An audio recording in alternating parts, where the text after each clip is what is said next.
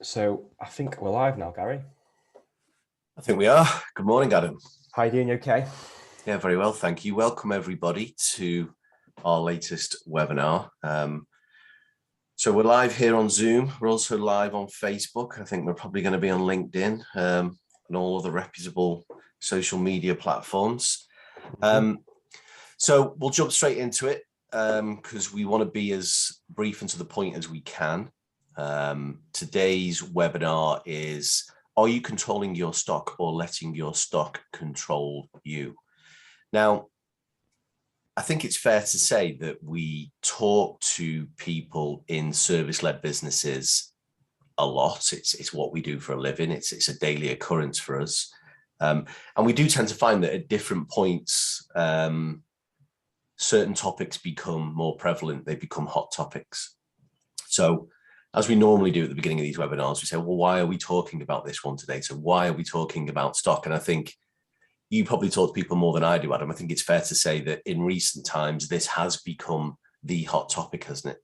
Yeah, definitely. Especially when you turn the news on and you see there's lots of things going on in the world nowadays that are affecting stock level. Well, they're affecting lots of businesses in different ways. But when we watch the news and we hear stuff about COVID, Brexit, shortage of drivers, that's what we're going to try and focus on today, the issues around that. Yeah, absolutely. As you rightly pointed out, I think COVID, Brexit have all contributed to the news lately, and it's manifested itself in the terms of labour shortages specifically. And I think that's really the crux of the issue that we've been discussing with people lately is, yeah, you know, as you rightly pointed out on the news, we hear a lot about the lack of truck drivers and other associated labour shortages. And as a consequence, I think it's made people a little bit nervous, and it's brought to the forefront of people's mind their reliance on delivery, for want of a better expression, to put it as succinctly as we can. Just to elaborate a little on that, I think most of the people that we speak to, not all, but most of them, are what we would class as some kind of dealer. So they're associated with one or multiple manufacturers, regardless of what industry they're in. And I think what people have realized is either they're buying parts or stock from somebody who is based abroad. Yeah. And even if they're buying from people in the UK, the origin of those parts is most likely abroad. Yeah, I think that's fair to say. Yeah.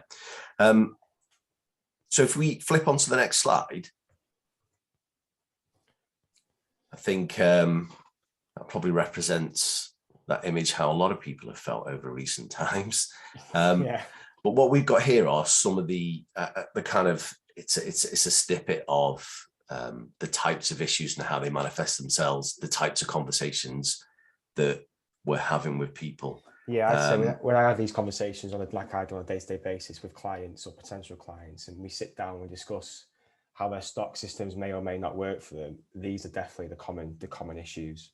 Yeah, and just to let everybody know, I mean, we're going to chat for another couple of minutes, but then we're going to go into a demonstration of our software, and what we're going to talk about really is, or the whole point of the webinar is, if you've got good control stock, which is obviously the point that we're trying to get to, is how can you mitigate these risks? So it starts with things like top right-hand side, customer expectations. So customer expectations is about the service that you're delivering to them. And obviously an important part of that is stock or parts or spare parts, or even parts associated with planned maintenance. So what we're saying is, if there is, and for the record, I should have said this earlier, this is not a new problem. This is a problem that has always existed for people that they want to get on top of. It's just become more prevalent recently. So it's come to the forefront of people's mind, but it's always been an issue, hasn't it? Yeah, definitely. Yeah. I've been doing this for how many years now, and it's a lot of these have always been common issues. Yeah, and I think usually dictated by the systems you use. Yeah, absolutely. It's about having the right part. Generally, it's about services, about having the right person to the right engineer at the right location with the right parts at the right time. Yeah. So what we're talking about is a specific element of that which is associated with the parts. And of course, if the planned maintenance that you intend to do, or the repair that you need to go out and do, if you need parts for it and you don't have it, well, that has a multitude of knock-on effects. It means repeat visits, your first-time fix rate is lower. Not only does that cost you more, but the other knock-on effect is customer expectation. So it's how does it reflect the way that you manage and service that particular customer? It changes their impression of the service you're offering to them, doesn't it? Yeah, absolutely. So I think we could, we've listed in here as well, I guess we could kind of condense what we're talking about into currently supply chain problems or worries have been added to these other issues that we're talking about that have always been there. So supply chain issues or concerns have been laid on top of the ones that were already there and were already an issue for people. Yeah, I think that's come from probably rightly. Everyone's a lot of our clients and a lot of the industries we work in. Everyone sort of works on a just in time stock method. Yeah. And that's always worked. It's been a common way of working and managing stock levels for lots of industries. However, with the issues we've spoken about today, in terms of stock being delayed or delivery times being behind schedules, and you're not getting the right parts at the right time, this is where a lot of these issues come into from. We've got the bottom left-hand corner stock management nightmares all the way to can't manage customer expectations because you can't, as you said, you've not got the right stock parts for the right time, for the right service. Key for us to get on with the demo, but that is a really good point you raised, that whole just-in-time thing. Not everyone does that, but a lot of people do. And that's because we alluded to this in a piece of content that I wrote recently. It's often also called the Amazon effect, isn't it? So people's expectations, again, it's changing expectations. So even as somebody providing the service, it's quite common for us to talk to people and then say, well, the way that we deal with stock is we might carry a small amount of stock, but if we need a part for a specific job, we can actually get delivery of that part same day or worst case next day. Yeah. So what we're saying here is, whilst historically in some instances that would work, actually that is one of the things that people are becoming worried about is I may no longer be able to operate in that manner. I need to plan better. So how do I plan better? Yeah. So we'll come on to that definitely in a second, but just general things as well. It's also just basic stuff like cash flow. We speak to loads of people that have cash tied up in stock, particularly slow moving items or expensive items that they don't use very often. And that's because they have a lack of visibility of what they use and when they use it. Yeah. The worst case I've always heard is it's quite common this. They may need an expensive part for a certain job, and they're looking for that part item. They actually have to order one in. A week later, they go to the back of the stock room and they find the same part. Yeah. They had no visibility of that. They had no idea, and they've just forked out however much for a new part, not knowing actually that expensive part is sat in their warehouse, stock room, whatever it might be, behind the shelf. I hear that one as well a lot. And then some of the other things, this is a sweeping generalization, but I tend to find that the larger the company, the worse it is.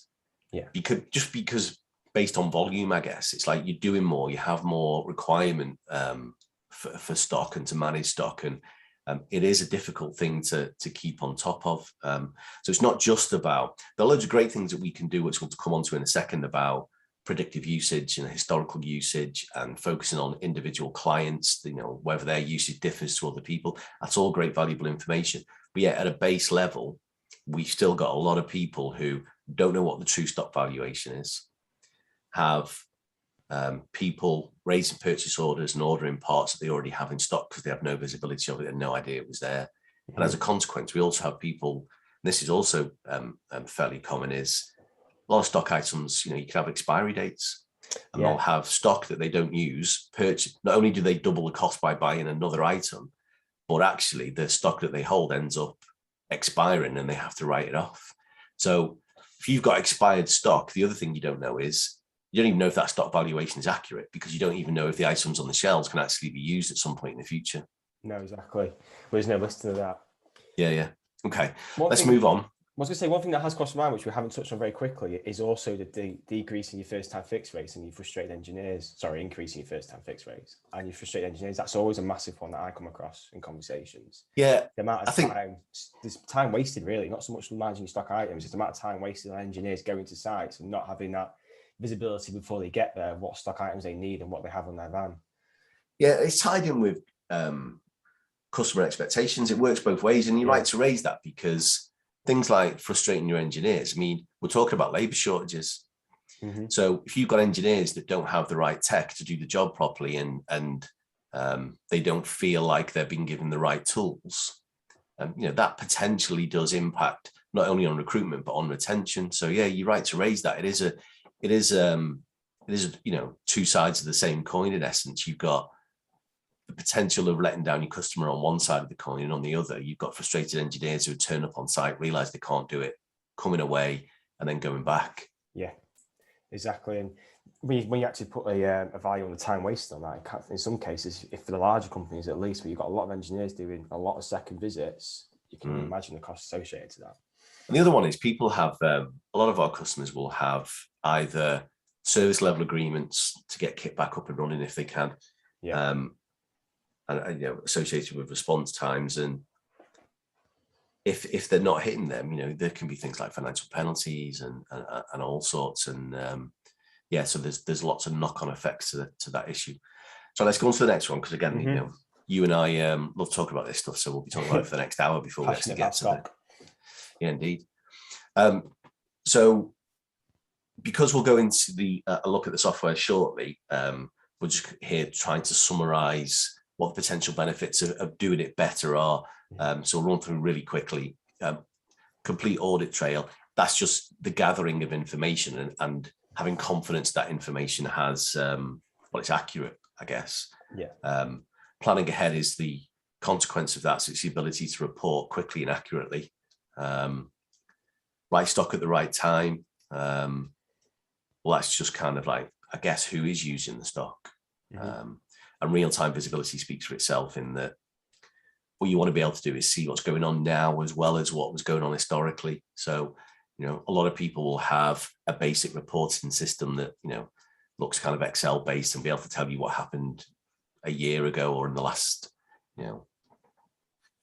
3 years or whatever it was. But, the reality is, not only do we need to learn lessons of what's happened historically, but we need to use that information to plan better now and in the future. Yeah. No, definitely, and I'll go through some of those aspects now. All right. Well, over to you then.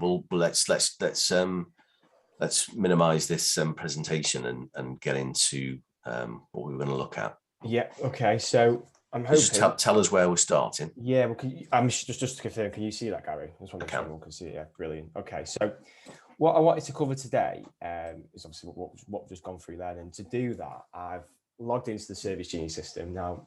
For anyone who isn't aware of us or the system in general, this is a web-based system, a web-based platform, otherwise known as SaaS, so software as a service.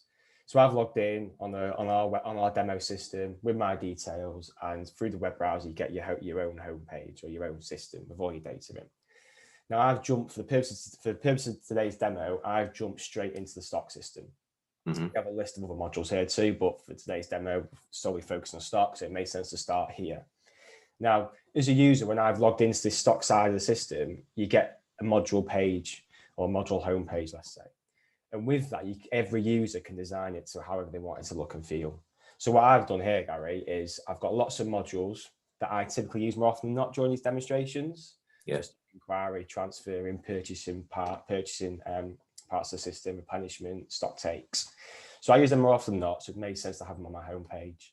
And then with that as well, I've also got what we call self-service reports.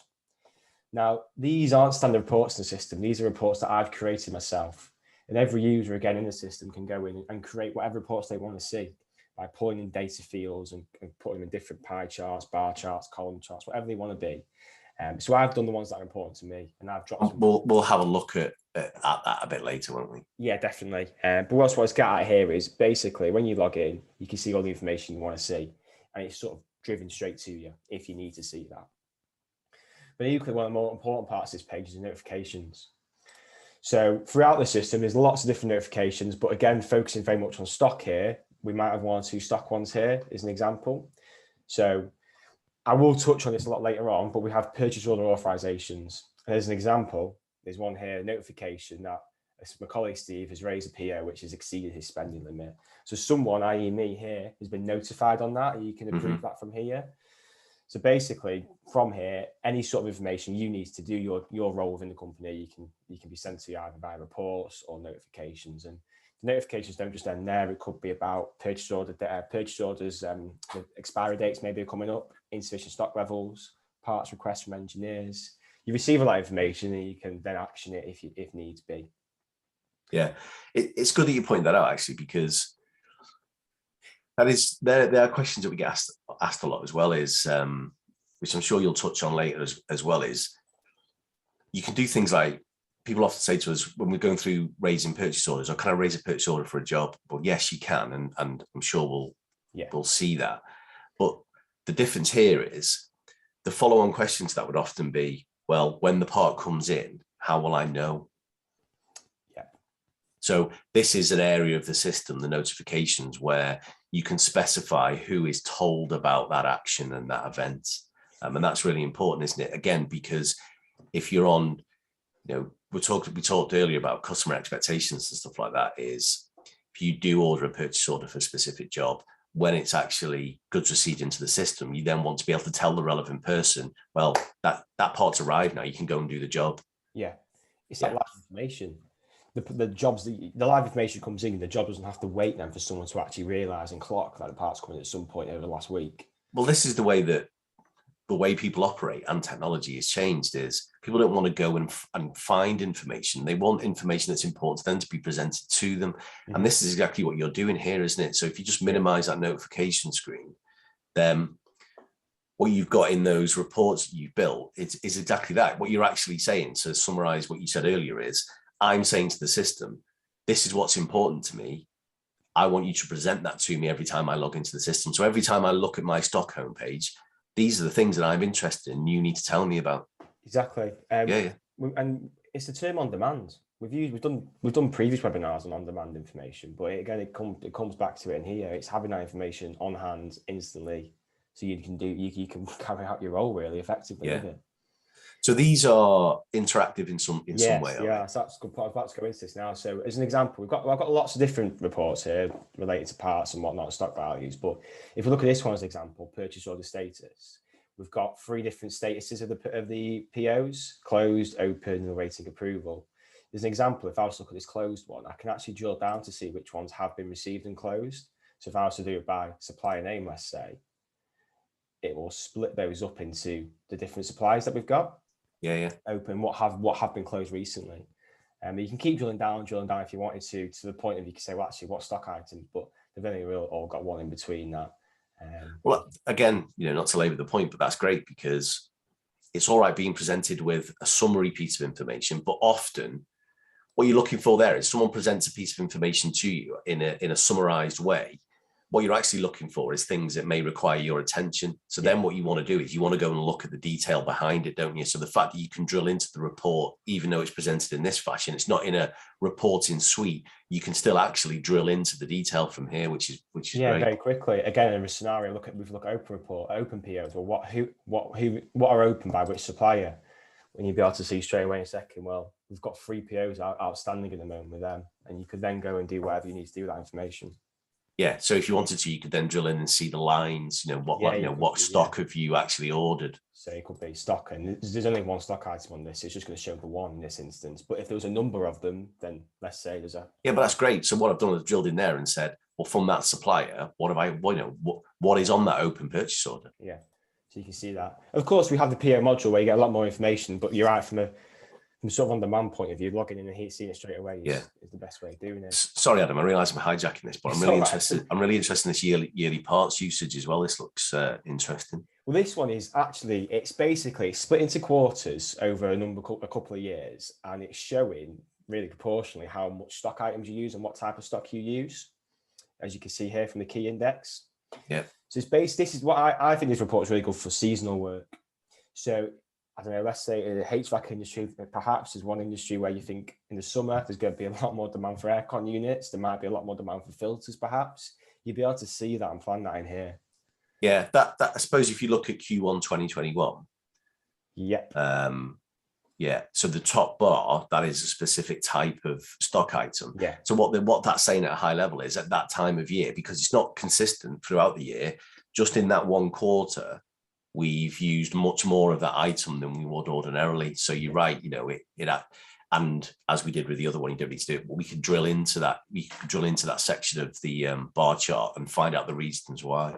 Yeah. And that's an interesting point. I'm probably going to repeat myself several times during this webinar, but it's not just about usage, is it? Because one of the things that people talk to us about that people don't always consider or appreciate is exactly what you just described, that what we're talking about in the way of mitigating risk here is we're saying, if you use a lot of a certain item and you don't use a lot of something else, then you need to know that. And that's going to help you mitigate any shortages that may be coming up in the next 12 months. Yeah. Actually, you can focus exclusively on the parts that keep the business moving. Yeah, exactly. The two other considerations there are, is it seasonal?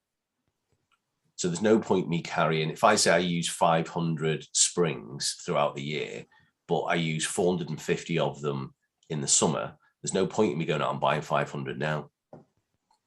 And also, that could be for a specific customer.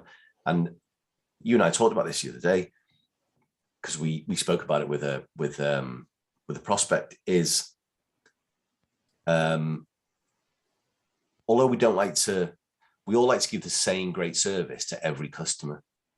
But the reality is, when we're talking to prospects and our customers, they will have some key customers where much of their business comes from, and they might have tighter SLAs. Certainly they endeavor to give a better service because not a better service, but they try to be as attentive as they can because they're an important customer. And actually, what this information can allow us to do, and I'm sure we'll look at an example, is I can identify that important customer or customers and say, what do I need in terms of stock in order to ensure that I keep that customer happy? So if I am going to have some consequence to labor shortages or supply chain problems, let's make sure that we double down and ensure that those bigger customers are taken care of. Yeah, no, absolutely. And it's just having that information there to make those decisions, isn't it? Those informed decisions, I guess. Yeah. Sorry, mate, carry on. Okay. What I'll do now is I'll jump into the stock system. So we'll look at a general overview of stock listings here, basically, just to give you guys, the viewers, an idea of how the stock data sits, what's behind it, and then we'll look at other parts when it gets to replenishment and purchase orders and whatnot. So I've come into the stock inquiry module here, and from this, there is a lot of information on this page just to digest. So I'll go through it now. Firstly, we have different types of functionality within the stock inquiry module. So I won't go on these. I won't label on these much today. I'm going to talk much more about this stuff here, but from just very quickly, we have the ability to manage kit parts. Part requests is always a big one. So when your engineers in the field and they need parts, they need to request them for you to know and raise POs. Let's say they need to go back for a second visit. That's where the stock guys will have an understanding of what's needed. And then that also leads to pick, pack, and dispatching those stock items. If you have quite a big warehouse, you go through that sort of process, it can handle that. But for the purposes of today, here is all our stock detail. Now, from this page, you can do a keyword search on almost anything. So if you have a lot of filters, let's say, you could do a quick keyword search, hit filter, and it brings up whatever you need to see that. That includes the word filter. Or we can have certain search criteria on looking at perhaps by supplier or quantities or stock numbers. And then with that, as with every table within the service unit system, these column options are customizable. Well, not customizable, configurable, I should say. So you can pick and choose what you want to see. So I've chosen here all the data that's important to me and probably to most stock keeping roles, like you'd probably agree. So we've got never assume, Adam. No, yeah, that's true. But we've got here on-hand figures, on-order figures, on-hand other locations, and then sort of reorder points, reorder quantities, and percentage of stock holding and that kind of stuff. That's really important, that the reorder point, the reorder quantity. In fact, you're probably going to come on to that, aren't you, in a second? Yeah. No, sorry. No, go on, carry on. Okay. So from here's where you basically get a general overview of your on-hand figures. I can if I wanted to. Let's look at this A1 as an example. I could hit this on hand other locations, and it'll actually show me the engineered van stock and what engineer has that particular stock item on their van. That's good. So here you could see actually, well, it's pretty evenly spread out actually. Adrian's got 22, Steve's got 26, and I've got 30. But in another example, you could say, well, actually, you're short of stock, but Adam's got 100 on his van and Adrian's only got 2. Why is that? That's important to point out, actually, because again, one of the things that we hear a lot is people's lack of management and visibility of van locations. So, you know, people either have a single central stores or they might have stores at different depots. But the one thing that people consistently tell us is they don't know what's on van stock. So they might want to set up a minimum stock requirement for a van stock to ensure that they have basic items on board, but they don't know what they've got. They don't know what they're using. It's all a bit kind of by ear, if that's the right phrase. You could ask, and I've in some cases, and you've gone, you've spoken to business leaders of service-led companies, and they've said actually, well, if I've asked the question, do you know what your engineer has in their van? They'll have no idea. Yeah. And when you look at the value of it, there could be some expensive stock items in there, and they've got no idea. Obviously, we trust our engineers to use the right stock items and have them, but it's just very difficult for them to do that without. Exactly, that's the point. It's understandable because it's a fast-moving environment, and if you've got lots of engineers, it's very difficult to track it. So to clarify, the reason I mentioned it is because what we're saying in here is we do treat engineers or vans as stock locations, and therefore when you're moving things in and out and around the system, you're creating, and we talked about it at the benefit stage. The first one we talked about was audit trails. It creates an audit trail so you can see all of those movements, and then you've got clarity and transparency about what is where. Well, let me quickly show you that in van locations. So here I can quite easily just go and select, let's say my colleague Steve, and now the figures have changed. It's showing me exactly what's on his van, and we can see here it's got 197 of this refrigerant. Well, why? You can then go and question that information. If I go off that, we'll just very quickly look at a stock item. So this A1 is an example. It's giving us these details here: on hands 100, on order 100, and other points, etc. I can quickly look at that information in here. However, the reason I wanted to come into this part was to show you that audit trail we spoke about earlier. So importantly, the system lists every time it's moved into stock. So we can see here the receipt numbers on POs. When it was brought in, for what purpose, purchase orders here, on what dates, the quantity, the cost sell, and who it was brought in by. What's great about this, these audit trails are created through the normal process of I've raised a purchase order to this supplier for these items at this cost, and then when they arrive, I goods receive them and confirm that I've got what I expected. Yeah. And then in the background, it creates this audit trail, doesn't it? Yeah, and it takes no margin at all. Like you said, it's just sort of built up as the system's used. And then equally, it shows movement out of stock too. So I can now see, well, the jobs it's been booked onto, what dates, the quantities, cost price, equipment in this example, and who booked it on, and from where it came from as well, which is also important. So you have the other one that if anyone is watching this or watches this in the future that has a finance hat, work in progress as well. Yes. That's also a vital piece of information. So what we're saying is if you allocate parts to a job, it then becomes work in progress, and you want to see that, you know, it's really important for people, particularly wearing a financial hat, to have visibility of that and to be able to report on it. Yeah, no, definitely. But what I'll do is we'll quickly go into this A1 part now and just look at the data behind it so everyone can understand what sort of information we store. And we'll just focus on this top half of just today because I'm just conscious of time, really. But typically behind a stock listing, this is the information we have. So you've got the SKU number or stock item number, however you may call it. We just call it A1 here, and a very brief name and description. We have settings to set in product groups, give it setting profiles if the part's been superseded by another part. So you need to start using a new part on new jobs based on the same equipment. But the really important part here is the reorder points and reorder quantities. So when we spoke before about forward planning and being able to know what parts you need, this is where these two fields come into play. So here, as pretty self-explanatory, reorder point, the system's going to look at when the stock levels get to 20 or below, it's going to look to do reorder but then importantly, how many is it going to reorder, or 20 again in this case. So the system is automatically constantly checking these levels for the users. So when we look at the replenishment report later, it will look at that and say, well, actually, based on your stock levels, you need to order X amount from your primary supplier. It's taking that a step back. In order to accurately specify a reorder point and a reorder quantity, we need to know, both historically and currently, what are we using? Yeah.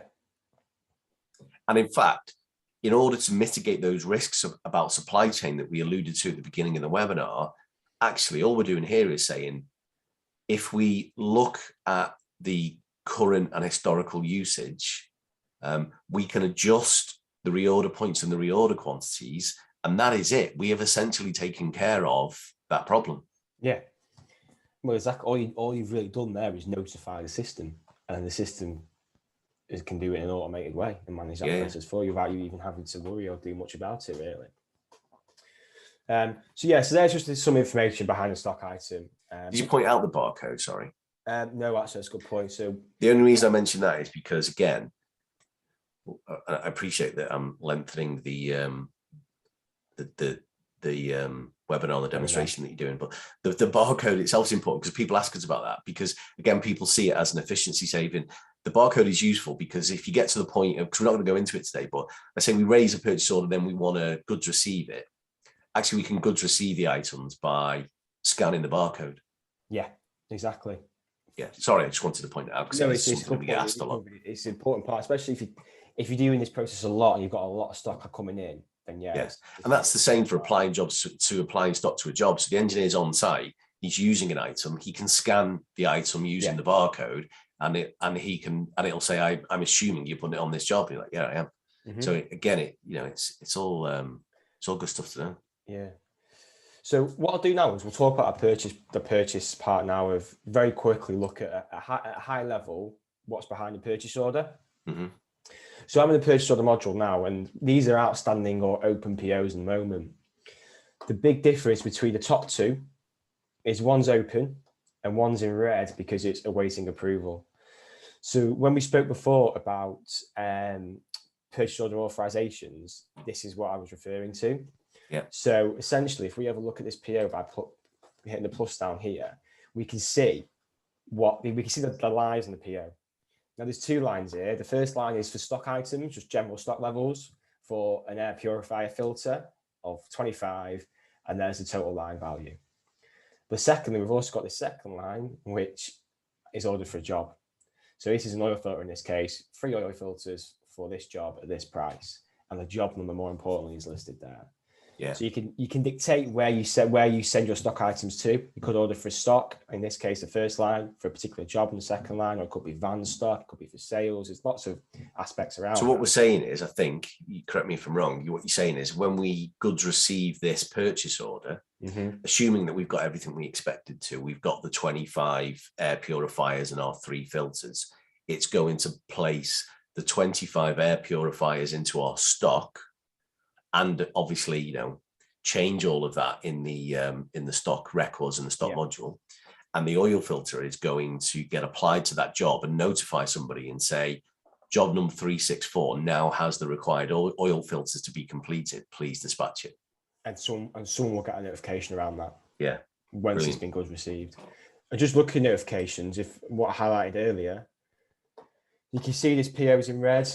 Purchase order raised by Stephen Lindsay 048, which is this one here, has exceeded the value, so someone needs to approve it. And if I hit approve on that, either through that tab there or here, it will then become a live PO and turn black, and the status will change to open. Yeah. So actually, you're keeping the real close control there on your spending, if you do have spending limits.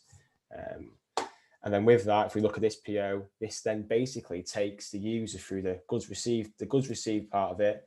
So once it does come in, someone has to confirm it, select they've received the amount they've actually ordered. If there's any short, they can close the PO or keep it open, and then take it through to the invoicing stage. Basically, once they receive that purchase invoice. Fantastic. The important part of all that is the receipts are kept, the PO numbers are kept, the invoice numbers are kept, so the audit trail's all there. Yeah, you created it as a byproduct of going through the normal process. Exactly. Yeah, brilliant. So that's all kept there, and And that's how we manage that side of the POs. And there's a lot more information to it, but obviously we're time restricted today. Yeah, well, look, it's important to say, there's probably a million things in here that we would like to have shown, and we'll say it again at the end. But of course, if people have any questions, they can just contact us, and we'll endeavour to answer. Yeah, definitely. And just moving on again, just to touch back on a point we mentioned earlier, I've jumped into the stock replenishment program here. Now, it's only a very quick page to look at this, but in essence, what it's laying out is we've got 3 POs for 3 primary suppliers that need to be generated. That's based on the reorder points and the reorder quantities. So the system will look and say, well, for Mitsubishi Electric, there'll be parts within that are below the reorder points. Yeah. So there'll be the reorder quantity set against it, and the system can then generate that PO. Okay. So what you're saying is once it goes below the tipping point for the required quantity, it's automatically going to enter as a line in here with the reorder amount and the primary supplier listed. Exactly. Okay. And you'll also do it for the van stock as well. So if the engineers need van stock, it will show that as well. So to generate multiple POs, which I realize I'm probably preempting what you're going to say. So I guess what you're going to say is that if I click that button, it's then going to raise a purchase order for all the items in that report. Yeah, absolutely. And then if you wanted to work in this way, some clients do, some clients don't, it will automatically send that PO straight to the supplier over email. Okay. So really, when you're doing your stock replenishment, you're looking at your stock levels, the system's actually giving you that information again. So it goes back to the on-demand features. You come in here, it's giving you that information. You just need to really confirm it. Understood. And that also takes into account, which is important, standard service items.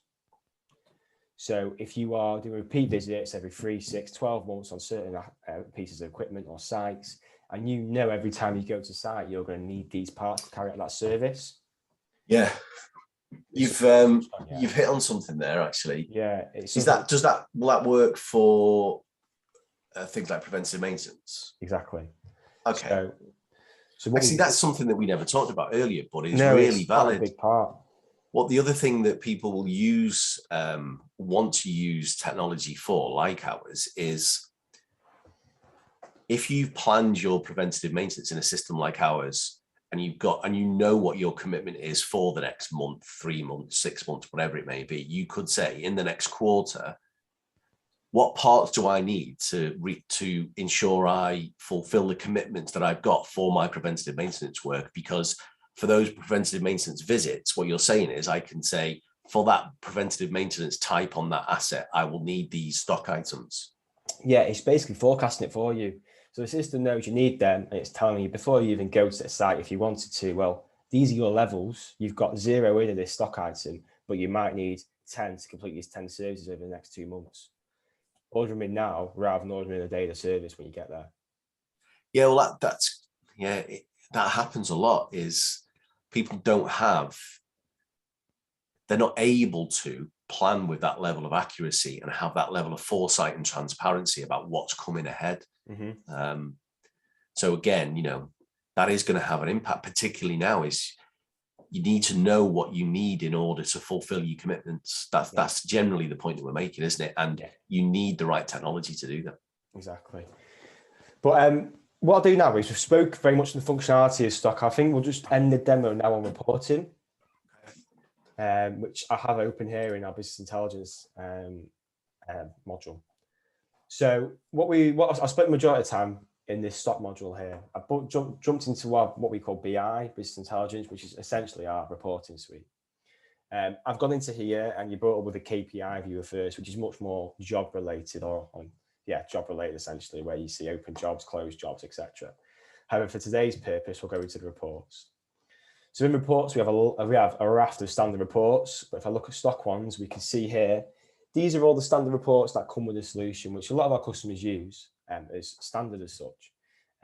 We'll click into one in a second. We'll in fact do it now. So if we look at very quickly stock valuation, if I can see that. Have we got stock valuation? There we go.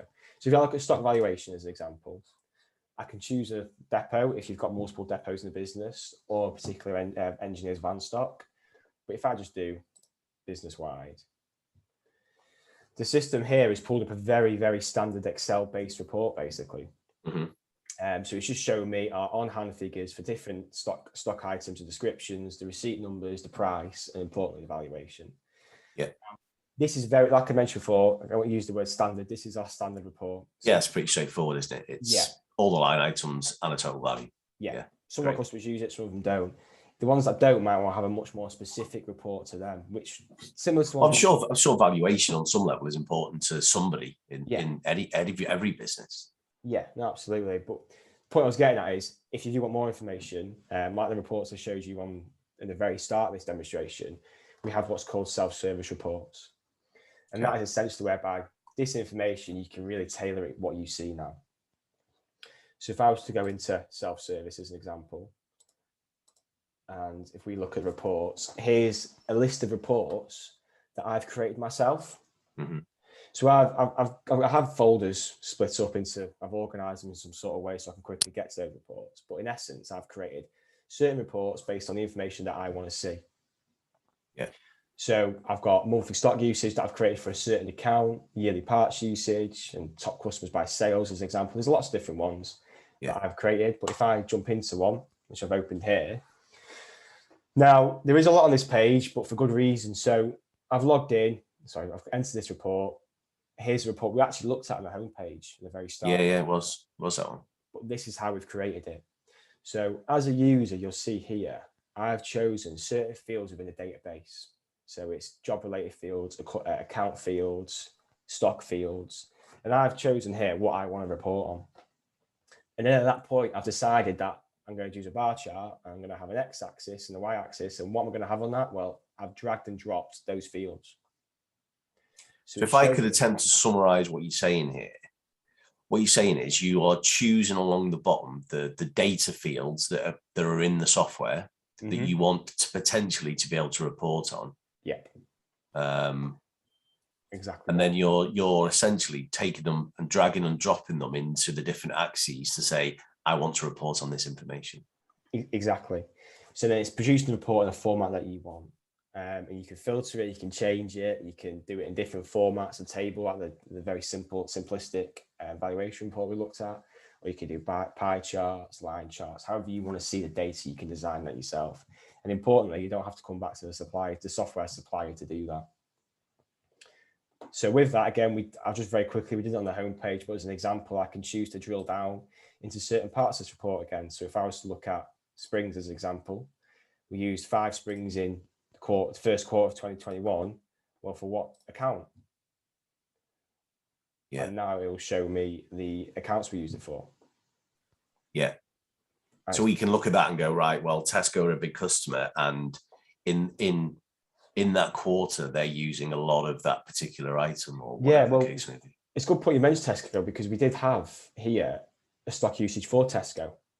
So rather than just look at company-wide, you can actually tailor certain reports to certain accounts. And when you spoke about having those larger customers that you may pay more attention to, probably say, in terms of what they use and what they spend with you, you can create those certain reports based on just them and their activities with you. So what I've pulled up here is monthly stock usage by Tesco. Okay. So we've got a lot of, this is just giving us a general number here of what has been used. But as an example, if I look at, let's do January 2021 again, and if I drill down into, let's do SKU as an example, we'll be able to see, well, in January, what did Tesco use? And it was a mixture of A1 stock parts and springs. Yeah. Yeah. So I think that does a couple of things. It demonstrates the things that we were talking about earlier, in that you have the ability. It's good that you gave the contrast, I think, between the standard reports and this element of the BI module, because in order to get to the detail that you want, it often doesn't exist in a standard report. Yeah, you might have a valuation report. Yeah, you might even have a parts usage report. It'll be delivered in a static format, probably Excel based, or as a simplistic bar chart maybe. But it's actually been able to, as you've done here, it's about getting to the detail behind it that's important, isn't it? That gives you the flexibility to gain real insight into what's going on and act upon it. Yeah. Just while I think on, just because, I'm conscious the first time I looked at self-service reporting, I was kind of like, whoa, are you able to draft in on the left the data fields? Okay, yeah. So what I've done here is I've already set the data fields. Yeah, so this will just illustrate to people that are watching today where they've come from. So these are all the data fields that are contained within the software. I mean, you can see there that they're split into sections, yeah. And there's lots of data sets. Yeah, so what you're saying is you've split it into job as a category or subcategory.